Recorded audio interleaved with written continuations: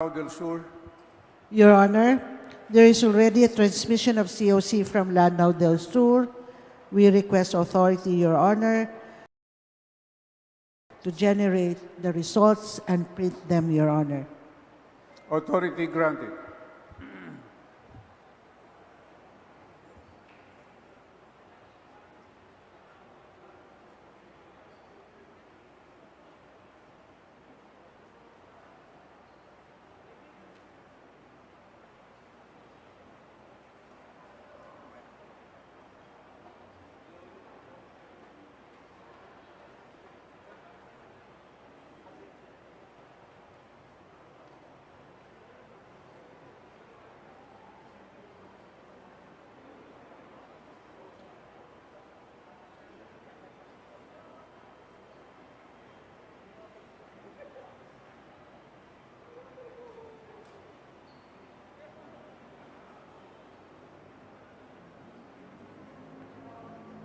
Lahat tayo, punta doon. Lahat tayo sa Congress, punta tayo lahat. Puro club daw eh. Right after this, dito tayo.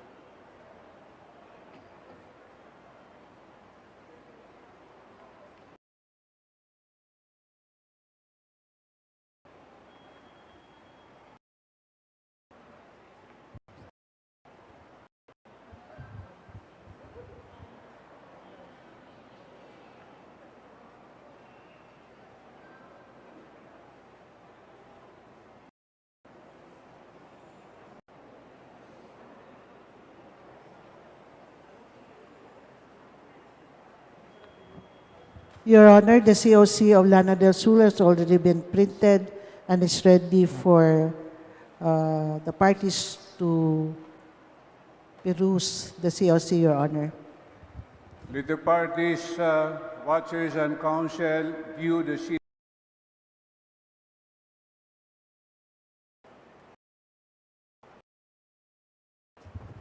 Parties may now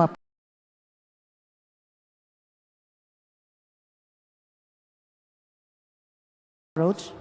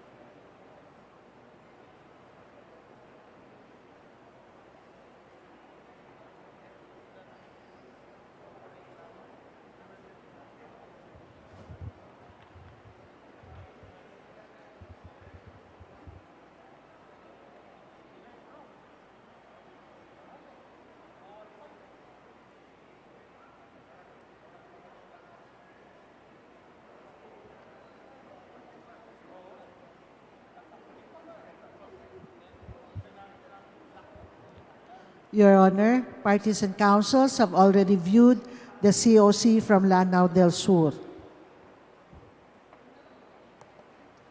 May we know if there are objections to the inclusion of the COC from Lanao del Sur into the canvas?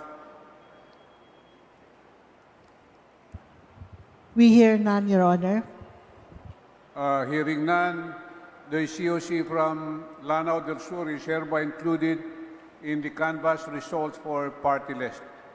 So ordered. Your Honors, just a manifestation, Your Honor. Yes. Good afternoon, Your Honors. I am Attorney Athena de Mesa, Counsel for Alona Party List number 82, Your Honor. Your Honors, with the inclusion of the certificates of canvass for Lanao del Sur and considering that our party list, Alona Party List, will be able to get the 63rd seat for the party list contest, Your Honor, we hereby manifest that we are submitting this motion for proclamation for the consideration of this honorable commission, Your Honors. All right, that is well noted. And considering that there are no more agenda for today, we adjourn until 4 o'clock in the afternoon tomorrow for the proclamation of the winning party list representatives. Notice is given in open session. So ordered. Thank you, Your Honors. Good afternoon, Your Honors, for Actors Party List and Makabayan. May we request for the generation or printing of a national canvas report, for the guidance of all parties here. That's all, Your Honors. I move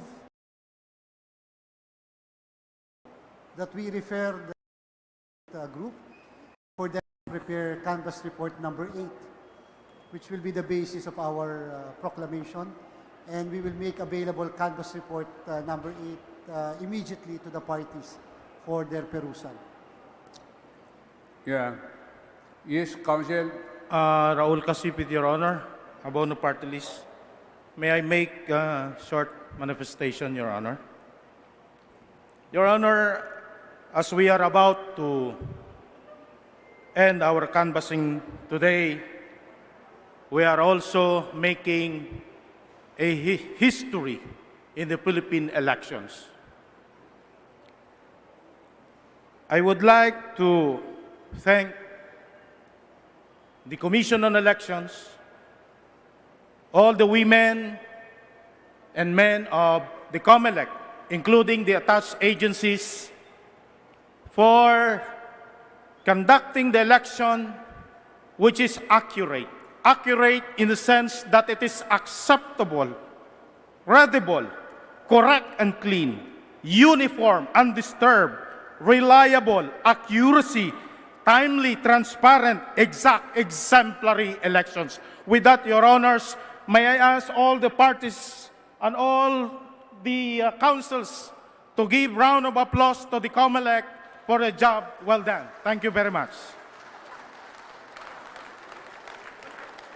Thank you very much. Are there any other manifestations?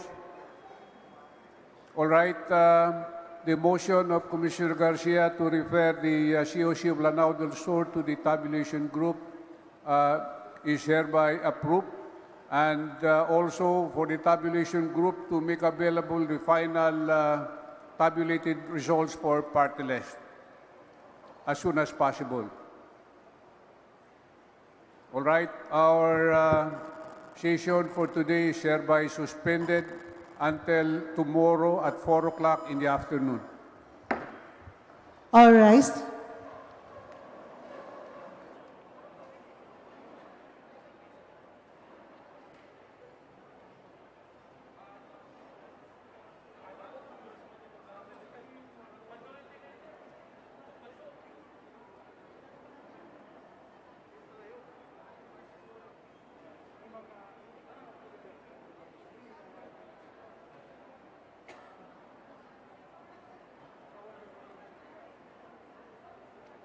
Mr. Chairman, just a clarification. Tomorrow we are going to resume for purposes of proclamation. May we know for the record and for the guidance of the parties who are going to attend tomorrow's proclamation? Is there any notice to that effect so that we can notify the appropriate parties whom they are going to bring with them and who are the parties to be proclaimed?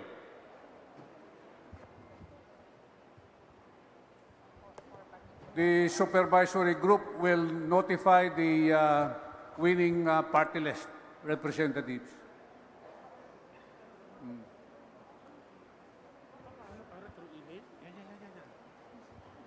Your Honor, please. Attorney Sharon Visconde for Co-op NATCO. Papaano po sir ang manner of notification? Will it be through email, sir?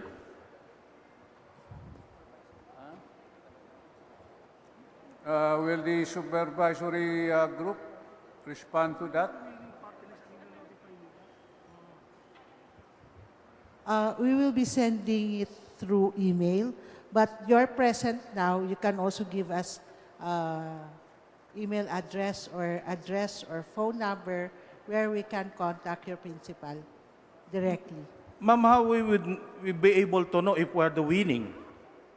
We are always willing to give our email and whatsoever, provided there is an assurance that insofar as abono is concerned, may I request, is abono part of the yes. winning circle? May I just finish my Thank you, sentence, thank you. please? We are now generating all the automated results. So later, if you just wait, then we will be giving you the final report for the basis of the proclamation for the party list. Thank you. Good afternoon, Your Honors. Attorney Maria Rona Vergara, Counsel for the Senior Citizens Party List. Just a point of clarification, Your Honor. What will be the treatment of the Honorable Commission and Bank on the party list groups who remain to be unregistered in their status, or those party list groups who have pending cases before the Honorable Commission on Bank as well as the Supreme Court? Will they be included in the list of party list groups who will be proclaimed if they qualified as to the ranking on the votes garnered? Ikaw nang sumagot, Marlon. Sagutin mo na, Marlon. If, with the kind permission of the chairman and the members of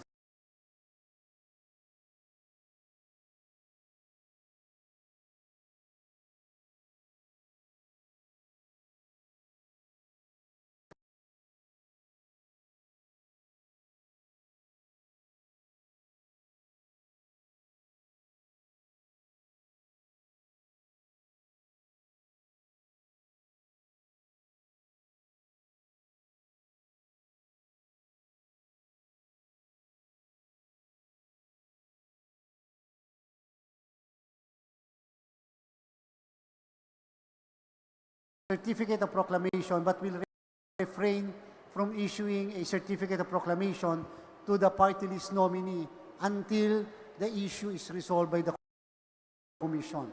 So we, as of this time, we already determined which party list organization has a pending petition to disqualify before the commission, and likewise, we determined already a particular party list, for example, that is has a pending that has no accreditation yet, but still has a pending issue, and at the same time we were able to determine likewise particular nominees which until today has pending petition for disqualification. So as far as we are concerned, we will proceed with the proclamation and will be guided by that policy on disqualification cases.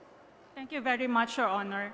As a manifestation, Your Honor, we'd like to manifest that the Senior Citizens Party List filed an opposition on the petition for registration of United Senior Citizens, and that they have denied registration by the Honorable Commission, 2nd Division, and that their motion for reconsideration has yet to be resolved, and that the Senior Citizens Party List group likewise filed an omnibus motion with the Honorable Commission and Bank, specifically calling for the suspension on the proclamation, if any, on United Senior Citizens.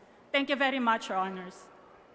And for the record also, we found out that there are certain party list organizations which until today has intra-party dispute, meaning 2 or 3 or more groups within the party are claiming to be the owner of the party, and therefore, as far as we are concerned, we can proclaim the party, but we will refrain from proclaiming any of the groups until the final resolution of the controversy. Thank you, Your Honor. Si ano tomorrow, Senior Citizen Party. An inquiry, Your Honors, if I may. Your Honors, will the policy, as enunciated earlier, be applied or applicable to those who have pending petitions for the cancellation of registration? Accredited. Yes, that's true. Any party list organization with pending petition for cancellation of registration, any party list organization with pending incidents before the commission, especially if it involves the status of the party list as well as the status of the nominees themselves, and most especially until today, there are certain party list organizations substituting their nominees.